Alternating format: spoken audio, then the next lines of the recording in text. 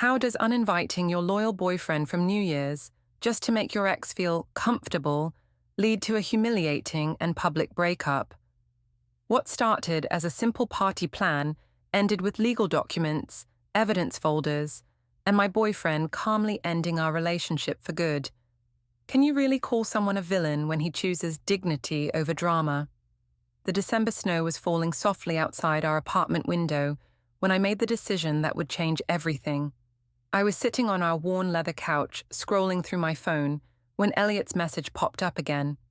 Looking forward to the party, Mirabel. It'll be just like old times. My heart fluttered, in a way it hadn't in months. Eliott Rains, my college boyfriend, the one who got away, the marketing consultant, with the charming smile who had recently moved back to town. When I'd run into him at the coffee shop 3 weeks ago, it felt like fate. He was still gorgeous, still had that easy confidence that made me feel special, chosen. "Mommy, can I have more juice?" Eva's small voice interrupted my thoughts. My 6-year-old daughter stood in the doorway, her dark hair messy from her afternoon nap. "Of course, sweetheart." I got up to pour her apple juice, my mind still spinning with possibilities for the New Year's party. I'd been planning it for weeks. A sophisticated gathering with my work friends, some old college buddies, and now Eliott. It would be perfect. The front door opened with its familiar creak, and Henry walked in, shaking snow from his coat. My boyfriend of 3 years looked tired from his day teaching high school history, but his face lit up when he saw Eva. "Hey there, princess," he said, scooping her up for a hug. "How was your day?" "Good. Mommy's making a big party for New Year's," Eva announced excitedly. Henry's eyes found mine over Eva's head, and he smiled that warm, genuine smile that had first attracted me to him. "That's right. I can't wait.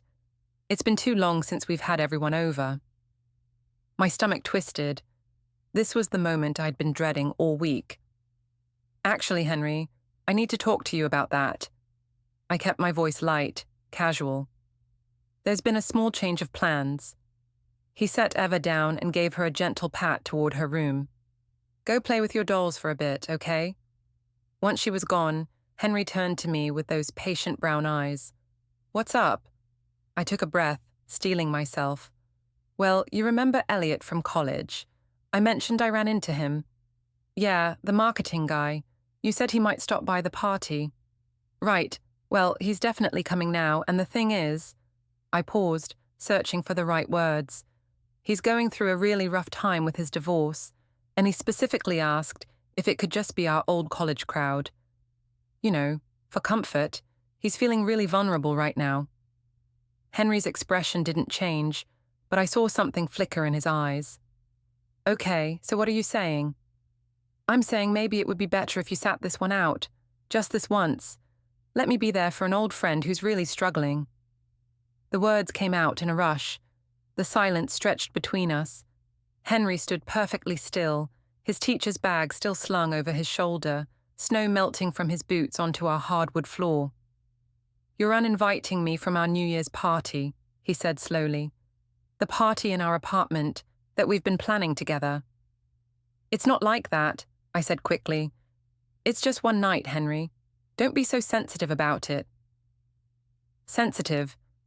He repeated the word like he was tasting something bitter. "Yes, sensitive. You're making this about you when it's about helping someone who's hurting. Eliott specifically said he'd feel awkward with new people around. He needs familiar faces right now." Henry set his bag down carefully on the kitchen counter. "Mirabel, I've lived here for 2 years.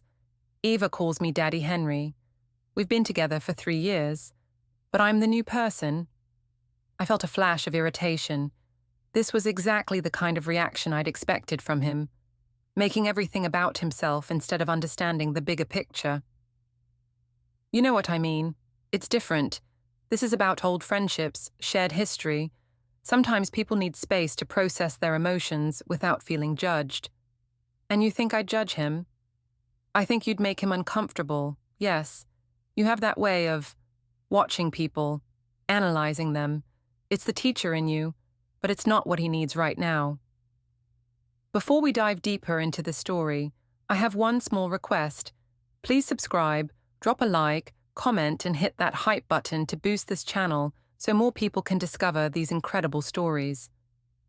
Henry was quiet for a long moment. Then he said, "What does Eva think about me not being here for New Year's?" As if summoned by her name, Eva appeared in the doorway again. "Daddy Henry, are you coming to Mommy's party? I want to stay up until midnight." The look on Henry's face nearly broke my resolve, but I thought about Eliott's smile, about the way he'd looked at me in the coffee shop like I was still that exciting college girl, instead of a tired office administrator with stretch marks and bills to pay. "Actually, sweetheart," I said, "Daddy Henry has other plans that night." Eva's face fell. "But I want him to be here when the ball drops." "You'll be asleep long before then, baby," Henry said gently, "and I'll make sure to give you extra hugs before I go." "Go where?" Eva asked. Henry looked at me, and I saw something I'd never seen before in his expression, a kind of cold assessment. "I'll figure something out," he said. That evening, after Eva was in bed, Henry sat at our kitchen table grading papers while I finalized party preparations on my laptop.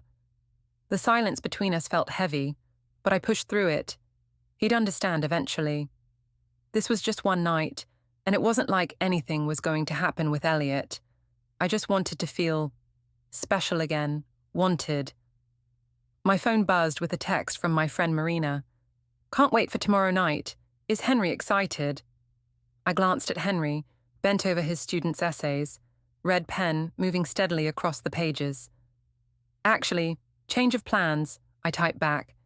"Just the old crew tomorrow. Henry has other things to do." Marina's response came quickly. "Ooh, mysterious. Well, more champagne for us." I smiled and closed my laptop. Everything would be fine. The next morning, I woke to find Henry's side of the bed empty. I could hear him moving around quietly in the kitchen, and when I emerged, I found him packing a small overnight bag. "Where are you going?" I asked. "My mom's house. She's been wanting me to visit, and since I'm free tonight..." He shrugged. "Henry, you don't have to be dramatic about this." He looked up from his packing. "I'm not being dramatic, Mirabel. You uninvited me from my own home for New Year's Eve. I'm giving you what you want, space for your old friend." "Our home," I corrected. "And it's not about what I want, it's about what Eliott needs." "Right, Eliott's needs." Henry zipped his bag closed. "I'll pick up Eva tomorrow afternoon if that's okay. Take her to Mum's for a while." "Why?" "Because she shouldn't be here for the aftermath." Something cold settled in my stomach. "What aftermath?" But Henry was already calling for Eva, telling her to pack a bag for Grandma Helen's house. As I watched him help our daughter gather her favorite stuffed animals, I felt a strange sense of unease. "Henry," I called as he headed for the door with Eva and their bags. He turned back, Eva's small hand in his. "I love you," I said. "You know that, right? This doesn't change anything between us." Henry studied my face for a long moment. "I know you think you do," he said finally. And then they were gone, leaving me alone in our apartment to prepare for a party that suddenly felt less exciting than it had an hour before. But I pushed the feeling away. Tonight would be perfect. Tonight, I would remember what it felt like to be the center of attention, to be desired, to be more than just someone's reliable girlfriend and Eva's mom. I had no idea that by tomorrow, everything I thought I knew about my life would be in ruins. The rooftop bar sparkled with string lights and the promise of midnight magic. I'd spent 3 hours getting ready. The red dress that hugged my curves, the heels that made my legs look endless, makeup applied with the precision of a woman preparing for battle. "Mirabel, you look incredible." Marina swept me into a hug, her breath already sweet with champagne. "This is going to be the best New Year's ever." The party was in full swing by 9 p.m. My co-workers from the office mingled with old college friends, everyone laughing and drinking and complimenting my party planning skills. But I kept checking the door, waiting. Then Eliott arrived and the whole room seemed to shift. He looked exactly like I remembered from college. Tall, broad-shouldered, with that confident stride that made heads turn. His dark hair was perfectly styled, his smile was radiant, and when his eyes found mine across the crowded space, I felt like I was 22 again. Mirabel. He said my name like a prayer as he approached, holding a bottle of expensive champagne. You look absolutely stunning. Eliott. I could barely keep the breathiness out of my voice. I'm so glad you could make it. He leaned in to kiss my cheek, lingering just a moment longer than necessary. I wouldn't have missed it. Thank you for accommodating my situation. I know it wasn't easy. I waved a hand dismissively. Henry understood completely. He's very mature about these things. Where is the famous Henry anyway? Asked Jake, one of our old college friends. I was looking forward to meeting the guy who finally tied down Mirabel Vey. He had family obligations tonight, I said smoothly. You know how it is. Marina giggled. Family obligations on New Year's Eve? That's dedication. Or avoidance, Eliott said with a knowing smile. Some guys can't handle their girlfriend having male friends. It's not like that, I protested, but even as I said it, I felt a thrill at the implication. Let them think Henry was jealous. Let them think I was still desirable enough to inspire jealousy. As the evening progressed, Eliott stayed close to my side. He brought me drinks, laughed at my jokes, touched my arm when he talked. The attention was intoxicating. I felt beautiful, wanted, alive in a way I hadn't in months. Remember that party sophomore year? Eliott said as we stood by the rooftop railing, the city lights twinkling below us. When you wore that blue dress and every guy at the party was trying to get your attention. I remember you being the only one I cared about, I said, then immediately felt guilty. But the guilt was quickly washed away by the look in Eliott's eyes. Some things never change, he murmured. My phone buzzed. A text from Henry.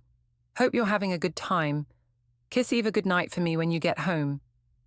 The message should have warmed my heart. Instead, it irritated me. Here I was, having the most fun I'd had in months, and Henry was trying to remind me of my responsibilities, my mundane life. I didn't respond. Everything okay? Eliott asked, noticing my phone. Perfect, I said, sliding the phone back into my purse. As midnight approached, someone suggested group photos. Marina pulled out her phone, gathering everyone together. I found myself pressed between Eliott and Jake, Eliott's arm around my waist, his hand resting just above my hip. This is perfect, Marina squealed, snapping away. Mirabel, you look so happy, like genuinely happy. It's been a while since I've seen you like this. What's that supposed to mean? I asked, but I was smiling.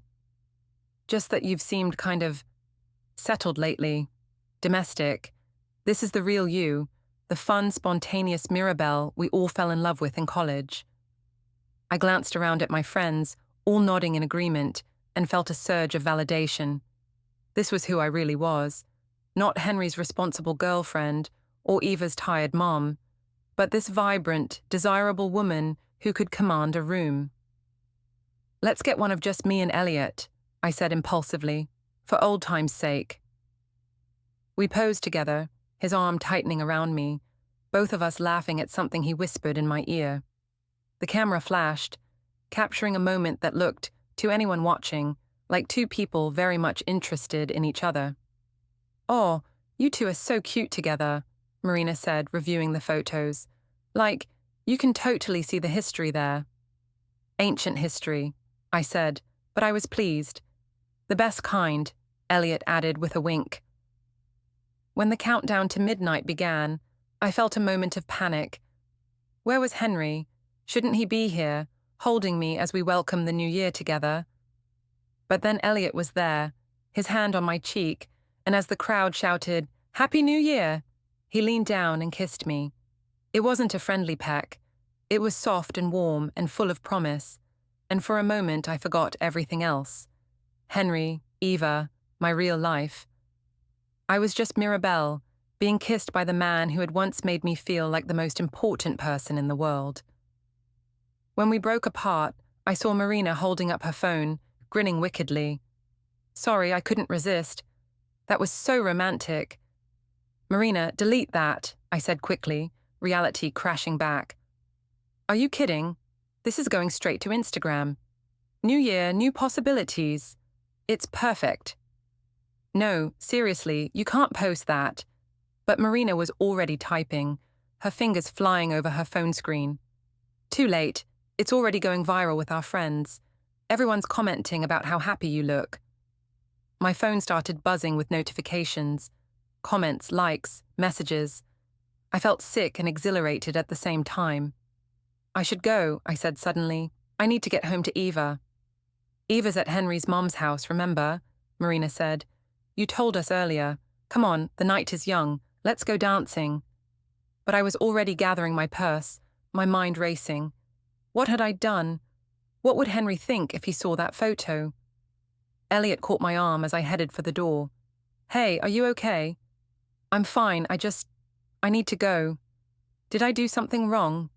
The kiss, I thought. No, it's not you, it's just complicated. He studied my face. It doesn't have to be, you know. Complicated, I mean. Life's short, Mirabel. We're not kids anymore. We know what we want. I don't know what I want, I admitted. Yes, you do, he said softly. You just don't want to admit it yet.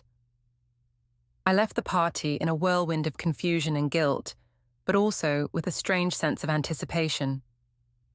As I rode the elevator down from the rooftop, my phone continued to buzz with notifications.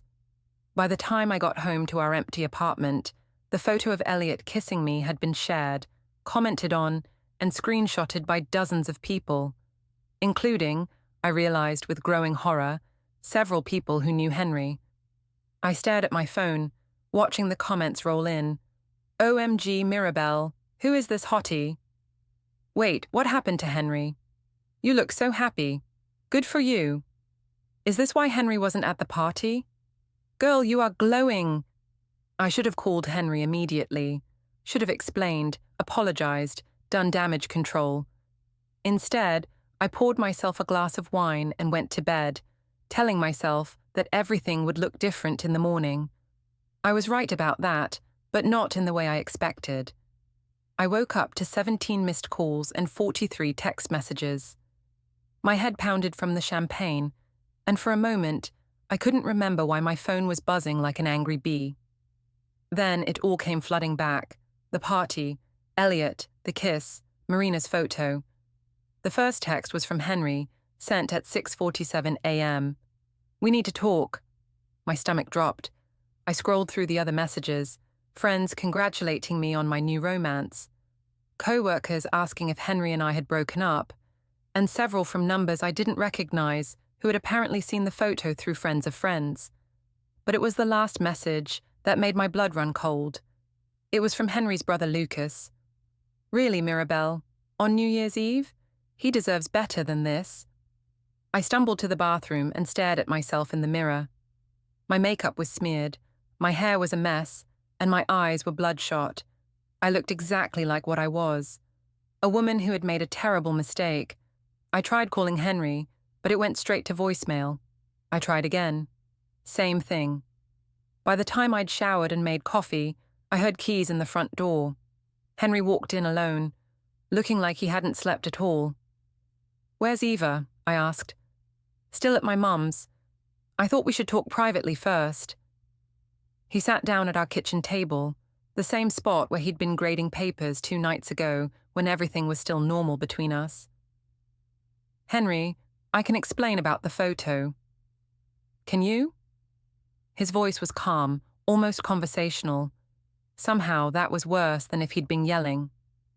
It wasn't what it looked like. Eliott kissed me at midnight, and Marina took a photo before I could stop her. It was just a New Year's kiss, nothing more. A New Year's kiss. He repeated the words slowly.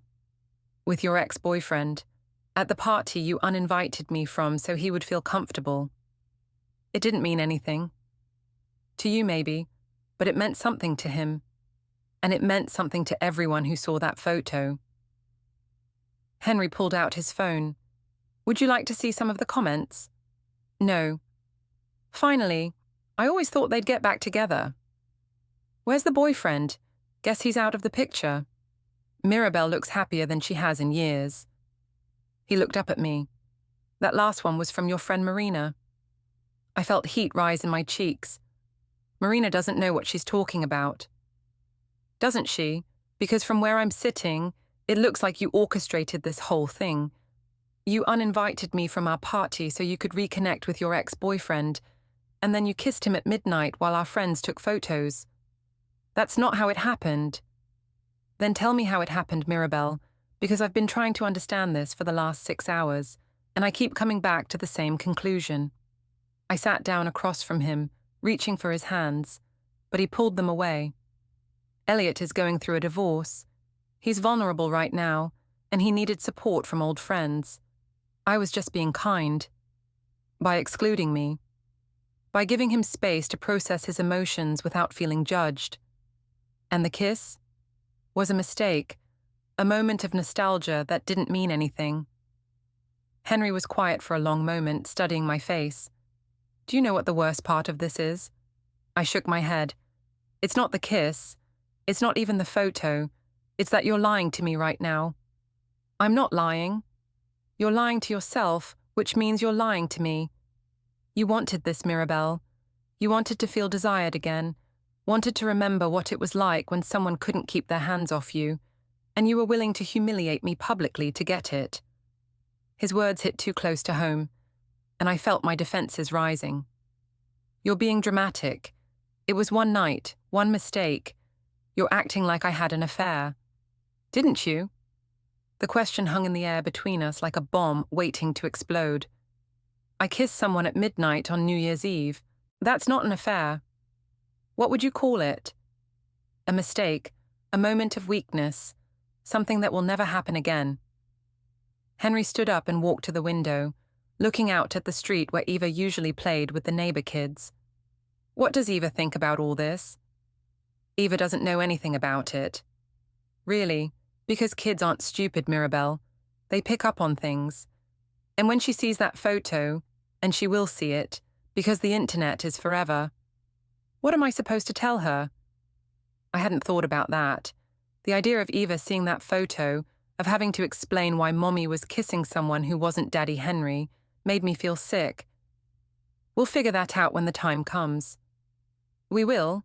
Henry turned back to me. Are you sure about that? What's that supposed to mean? It means I'm not sure there's a we anymore. The words hit me like a physical blow. Henry, don't say that. It was one kiss, one stupid, meaningless kiss. If it was meaningless, why did you do it? I don't know. Yes, you do. You just don't want to say it out loud. I felt tears starting to burn behind my eyes. What do you want me to say? That I miss feeling wanted, that I miss being the center of someone's attention, that sometimes I feel like I've disappeared into being just Eva's mom and your girlfriend, and I want to remember who I used to be? There it is, Henry said quietly. The truth. That doesn't mean I don't love you. No, but it means you don't want the life we've built together, and that's not something I can fix with flowers or date nights or trying harder. I was crying now, ugly tears that made my nose run and my voice thick. I do want this life. I want you. I made a mistake. You made a choice. You chose to prioritize another man's feelings over mine. You chose to exclude me from our own home so you could flirt with your ex-boyfriend. You chose to kiss him, and you chose not to stop your friend from posting that photo. I tried to stop her. After it was too late, my phone buzzed on the table between us. A text from Eliott. Last night was amazing. When can I see you again? Henry glanced at the screen, and something in his expression went completely cold. You should probably answer that, he said. Let him know whether last night meant something or not. Henry, please. I'm going to get Eva. We'll be staying at my mom's for a few days while I figure some things out. Figure what things out? But he was already walking toward the door, and I was left alone in our apartment with my phone buzzing and the weight of what I'd done settling around me like a heavy blanket. I looked at Eliott's message and felt a confusing mix of excitement and dread. Part of me wanted to see him again, wanted to recapture that feeling of being desired and special, but a bigger part of me was terrified that I'd just destroyed the best thing in my life for a fantasy that would never live up to reality. I deleted Eliott's message without responding and spent the rest of the day staring at the walls of our suddenly empty apartment, wondering how everything had gone so wrong so fast. Monday morning at the office was a nightmare. I'd barely made it to my desk when Susan from accounting appeared with coffee and a knowing smile. "So, Mirabel, I saw the photos from your party. Very interesting developments." "It's not what it looked like," I said automatically, the phrase I'd been practicing all weekend. "Oh, honey, it looked like you were having a great time. Good for you. Life's too short to settle." Before I could respond, she was gone, but I could feel eyes on me from every direction. Conversation stopped when I walked by, then resumed in hushed whispers after I passed. By lunch, I was exhausted from the constant scrutiny and speculation. Marina cornered me in the break room, her eyes bright with excitement. "Okay, spill everything. What happened after you left the party? Did Eliott follow you home?" "Marina, I need you to delete that photo." "Are you insane? It has over 200 likes. Everyone's talking about how happy you look. This could be the best thing that ever happened to you." "My boyfriend saw it." "Ex-boyfriend, you mean? Come on, Mirabel, you can't tell me you're going back to boring Henry after a night like that.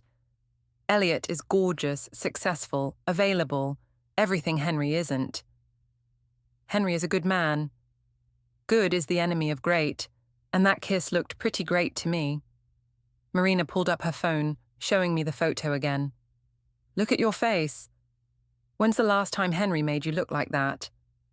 I stared at the image, me and Eliott locked in what looked like a passionate embrace, my face radiant with happiness. She was right. I did look happy, alive, like the person I used to be. "It was just a moment," I said weakly. "Moments like that don't come around often. Don't throw it away because you're scared." That afternoon, I had a meeting with my supervisor about quarterly reports, but I could barely concentrate.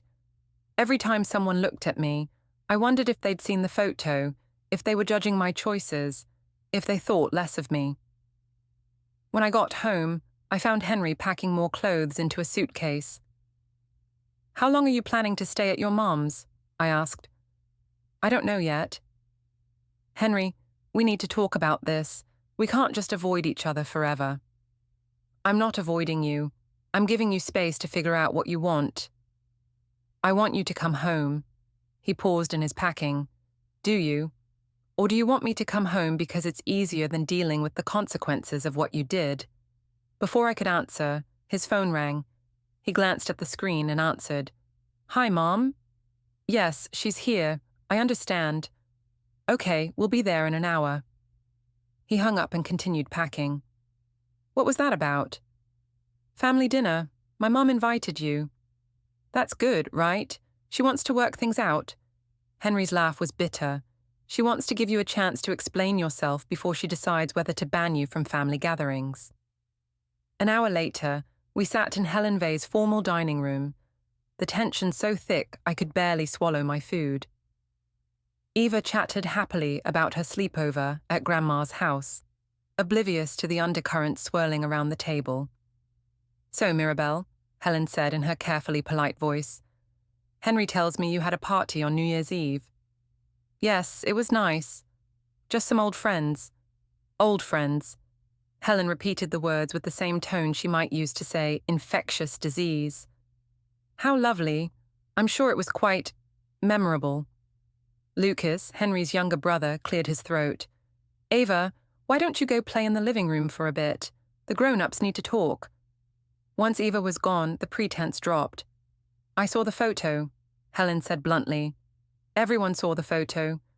Do you have any idea how humiliating this is for Henry?" "Mom," Henry warned. "No, I'm going to say this. Mirabel, I've always tried to be welcoming to you, even though you and Henry aren't married and you have a child with another man. I've treated Eva like my own granddaughter, and I've supported your relationship because I could see that Henry loved you." My cheeks burned.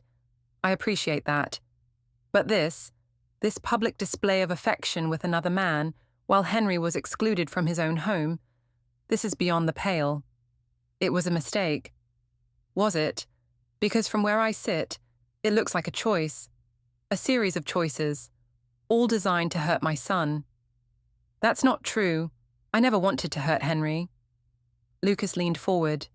Then why did you? Why uninvite him from the party? Why kiss another man? Why let your friend post that photo for the world to see? I felt cornered, attacked from all sides. Because I'm human. Because I made mistakes. Because sometimes people do stupid things without thinking them through.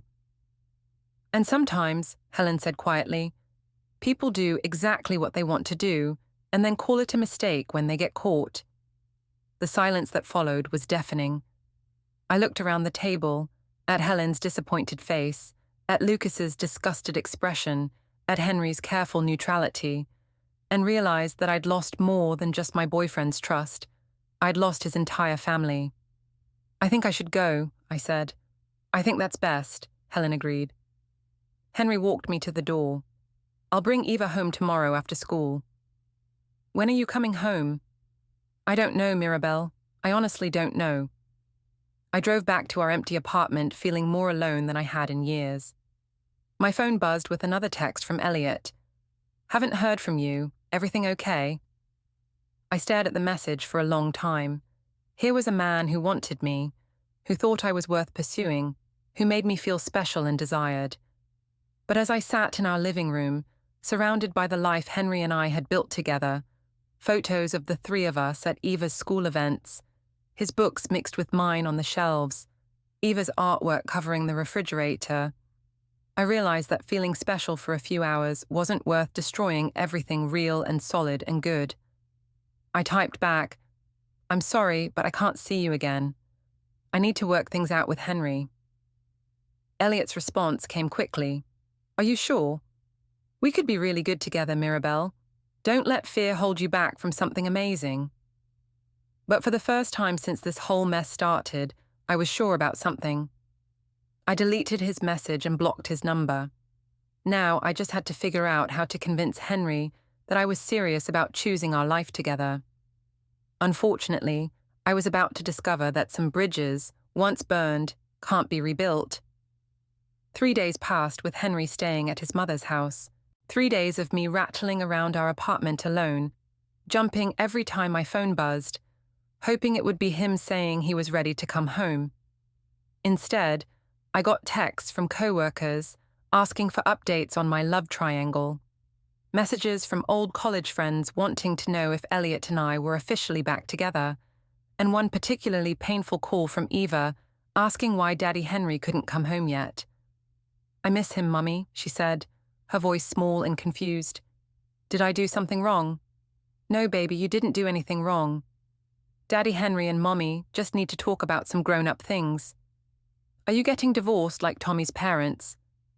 The question hit me like a punch to the gut. We're not married, sweetheart, but no, nothing like that is happening. Everything's going to be okay. But even as I said the words, I wasn't sure I believed them. On Thursday evening, Henry finally came home. He walked in quietly, like he was entering a stranger's house, and went straight to our bedroom without saying hello. I followed him, watching as he pulled a large manila folder from his briefcase and set it on the dresser. What's that? I asked. Just some paperwork I need to organize. He seemed different, calmer somehow, but also more distant, like he'd made some kind of decision while he was away. Henry, I'm glad you're home. I've been thinking about everything, and I want to make this right. I know I hurt you, and I'm sorry. I'm so sorry. He nodded without looking at me. I know you are.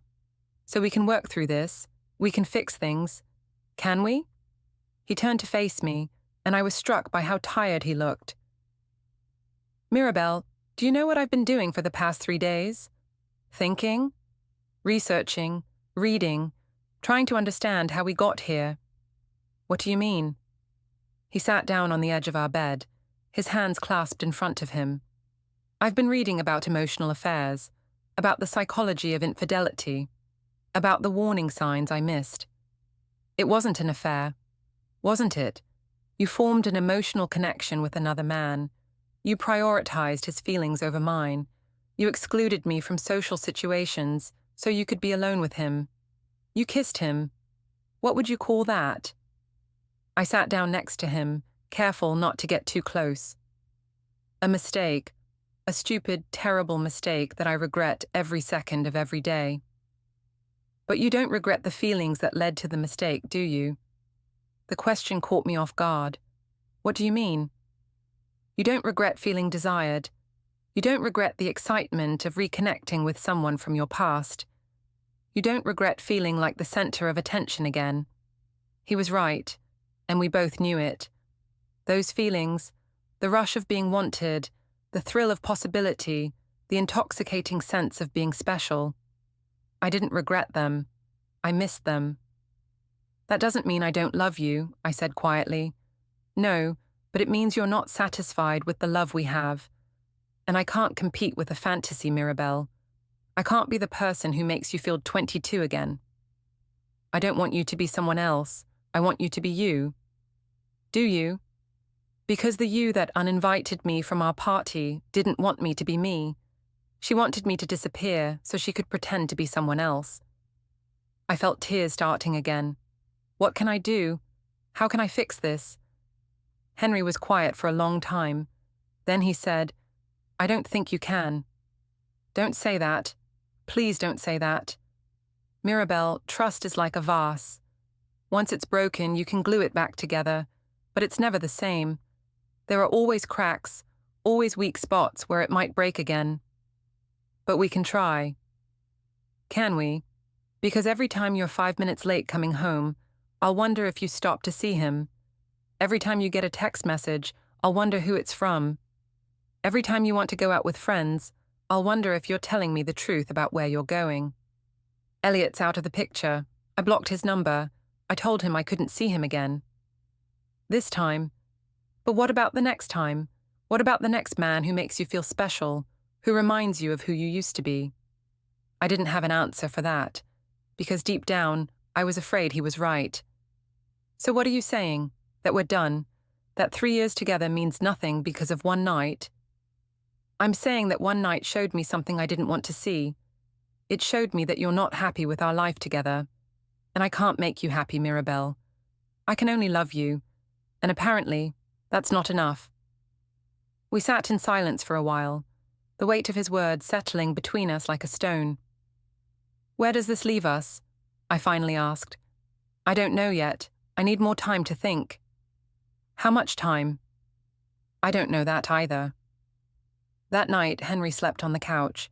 I lay in our bed alone, staring at the ceiling, listening to him move around quietly in the living room. At some point, I heard him on the phone, speaking in low tones to someone. His lawyer, maybe. His brother? I couldn't make out the words, but the tone was serious, businesslike. The next morning, I found him at the kitchen table with his laptop open and papers spread around him. The manila folder from the night before was open, revealing what looked like printed emails and bank statements. What's all this? I asked. Just organizing some things. What kind of things? He looked up at me with that same calm, distant expression. Financial records, communication logs, documentation. A chill ran down my spine. Documentation of what? Everything. The party planning emails where you discussed excluding me, the social media posts, the timeline of events, the photo. Why do you need documentation? Because if this relationship is ending, I want to make sure everything is clear and legal. No misunderstandings, no he said she said situations. The clinical way he said it, if this relationship is ending, made my stomach drop. Henry, you're scaring me. I'm protecting myself, Mirabel. And Eva, I'm making sure that whatever happens next, it happens cleanly and fairly. I wanted to argue, to tell him he was overreacting, that we could work things out without lawyers and documentation, and treating our relationship like a business transaction. But the look in his eyes stopped me. This wasn't the hurt, confused Henry from a few days ago. This was someone who had made a decision and was methodically preparing to implement it. I was about to learn just how methodical he could be. The envelope arrived on a Tuesday morning, delivered by a courier who asked for my signature and handed me a thick manila packet with my name typed neatly on the front. Inside were papers, legal papers, official papers with letterheads and case numbers, and language that made my hands shake as I tried to read them. Petition for dissolution of domestic partnership, custody agreement proposal, division of shared assets. I sank into our kitchen chair, the same chair where Henry had been organizing his documentation just days before, and tried to process what I was looking at. Henry was leaving me. Officially, legally, permanently leaving me. The custody proposal was detailed and fair. Eva would spend weekdays with me and weekends with Henry, alternating holidays, shared school responsibilities. There was a proposed visitation schedule, guidelines for introducing new romantic partners, even provisions for Eva's college fund. The asset division was equally thorough. Henry wanted nothing from our shared apartment except his personal belongings and half the value of the furniture we'd bought together. He was keeping his car, his retirement account, his books. I could keep everything else. It was all very civilized, very reasonable, very final. My phone rang, Henry's number. "Did you get the papers?" he asked without preamble. "Yes." My voice came out as a whisper. "I want you to know that I tried to make everything as fair as possible. I'm not trying to punish you or take Eva away from you. I just want a clean break." A clean break, I repeated the words numbly. "Mirabel, are you okay?" "Am I okay?" "Henry, you just served me with legal papers ending our relationship. How do you think I am?" "I think you're upset, but I also think this is what you want. Deep down, this is what you've been moving toward since the moment you decided to uninvite me from that party." "That's not true." "Isn't it? You wanted freedom. You wanted excitement. You wanted to remember who you were before you were tied down with domestic responsibilities. Well, now you have that." I was crying now, ugly sobs that made it hard to speak. "I don't want that. I want you. I want our life together." "You want the security of our life together, but you also want the excitement of something new, and I can't give you both." "Where are you?" "At my lawyer's office. We're filing the papers this afternoon." "Can't we talk about this? Can't we try counseling or therapy or something?" "Mirabel, you kissed another man at midnight on New Year's Eve and let your friend post the photo on social media for the world to see. You humiliated me publicly, and then you lied about it. What exactly would we tell a counselor?" I didn't have an answer for that. "I need to go," Henry said. "The lawyer is waiting. You should probably get your own attorney to review the papers, but I think you'll find everything is fair." "Henry, wait." "What?" "I love you. I know I screwed up. I know I hurt you, but I love you. Doesn't that count for anything?" The silence stretched so long I thought he'd hung up. "Yes," he said finally. "It counts for something, but it's not enough." The line went dead. I sat in our kitchen for a long time, staring at the legal papers spread across our table. The apartment felt enormous and empty, like a museum of a life that was already over. My phone buzzed with Marina, asking if I was okay and offering drinks, and I realized the truth would be public by tonight. Henry's friends, my co-workers, Eva's teachers, the neighbors, everyone would know I'd blown up my life over a New Year's Eve kiss with my ex. Then, an unknown number texted. If I changed my mind, I knew where to find him. Eliott. It should have felt like a lifeline. Instead, it felt disgusting. I deleted it and called my sister in California. When I told her everything, she didn't comfort me. She told me the truth. Henry sounded like a good man, and I'd humiliated him, lied, and called it feelings. I begged her to tell me what to do, and she said to sign the papers, focus on co-parenting Eva, and figure out why I sabotaged the best thing I'd ever had. I insisted I hadn't sabotaged anything, but even I couldn't keep pretending. Henry never wavered.